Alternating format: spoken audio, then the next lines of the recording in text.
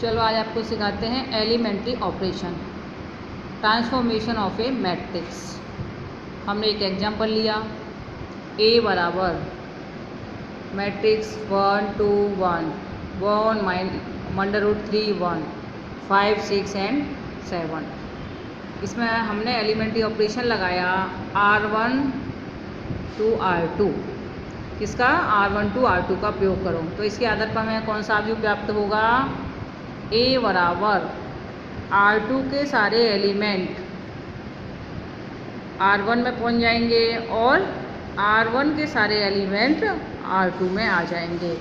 सो हमको क्या मिला?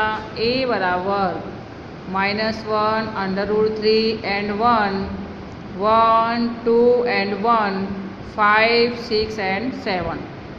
R1 R2 करने पर हमें क्या मिला?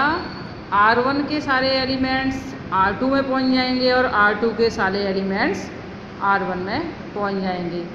सिमिलरली हमने दूसरा एग्जाम्पल लिया, B बराबर अवयव 1 2 1 -1 √3 एंड 1। इसमें हमने कौन सा ऑपरेशन लगाया? C3 to 1/2 C3। क्या? C3 to 1/2 C3। तो इसका प्रयोग करने पर हमें कौन सा अवयव मिला? B बराबर 1 2 -1 और √3 ऐसे का ही सही रहेगा। यानी कि पहला कॉलम और दूसरे कॉलम में कोई भी परिवर्तन नहीं आएगा और तीसरे कॉलम में 1/2 का गुणा हो जाएगा। तो क्या हो जाएगा? कहाँ B बराबर क्या है? 1। तो यहाँ गुणा करने के बाद 1 में 1/2 का गुणा करेंगे तो क्या होगा? 1/2। फिर दूसरी रो में क्या है? अगेन 1। तो फिर इसमें 1/2 का गुणा करेंगे तो क्या मिल जाएगा? 1/2। तो ये हमें दूसरा अवयव क्या मिला? B बराबर 1 2 1/2 -1 √3 एंड 1/2। ये हमें कब मिला? C3 to 1/2 C3। अब हमें क्या निकालना है? व्युत्क्रमणीय अवयव A इनवर्स। A इनवर्स बराबर होता है एडजॉइंट A अपॉन सार्डिक A। इसको हम दो प्रकार से निकाल सकते हैं। फर्स्ट टाइप और सेकंड टाइप ये होता है P बराबर IP। P क्या है? हम कोई भी अवयव को लेंगे, उसको A B C D X Y Z अथवा किसी भी सिंबल से हम रिप्रेजेंट कर सकते हैं। हमने यहाँ पे मान लिया कोई भी P बराबर हमने अवयव ले लिया 10 -2 -5 और 1। फिर हमें क्या इसके लिए किस तरह से निकाला जाएगा? P बराबर I एंड P।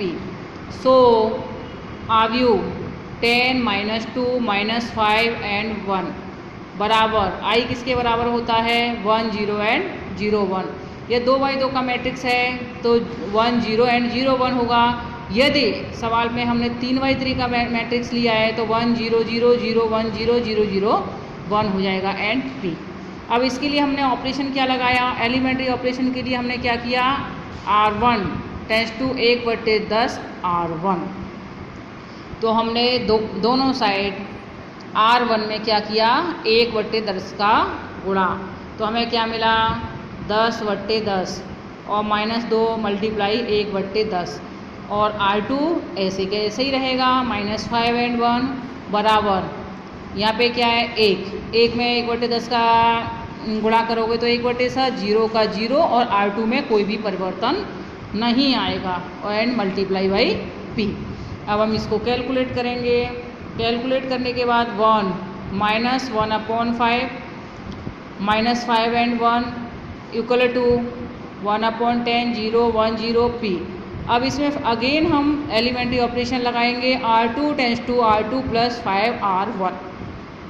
कौन सा ऑपरेशन लगाएंगे? R2 tense to R2 + 5 R1।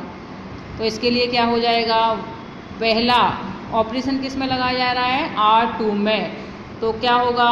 R1 as it is रहेगा, उसमें कोई भी परिवर्तन नहीं आएगा। तो 1 -5 1/5 और R2 में ऑपरेशन लगाने के बाद क्या हो जाएगा?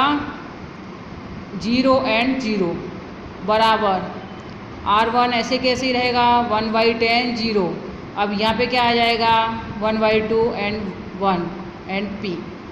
दूसरी रो के सभी अवयव शून्य हो जाते हैं। यहाँ पे क्या है, एलिमेंट्री ऑपरेशन लगाने के बाद दूसरी रो के सारे अवयव शून्य हो जाते हैं, इसलिए p का कोई भी अस्तित्व रहेगा नहीं।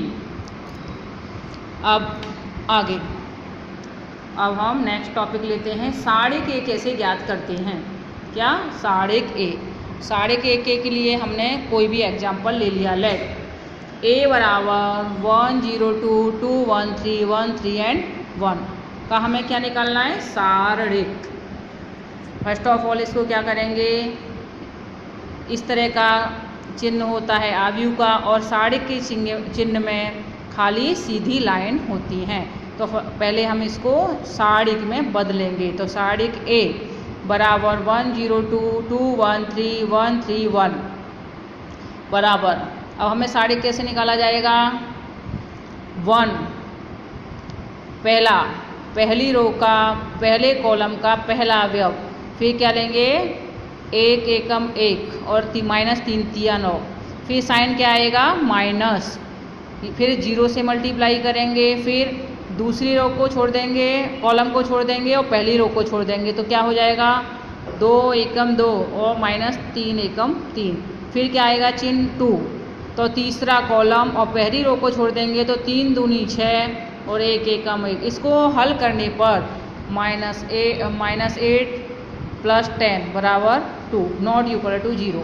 तो साड़िक ए का मान क्या आ गया 2।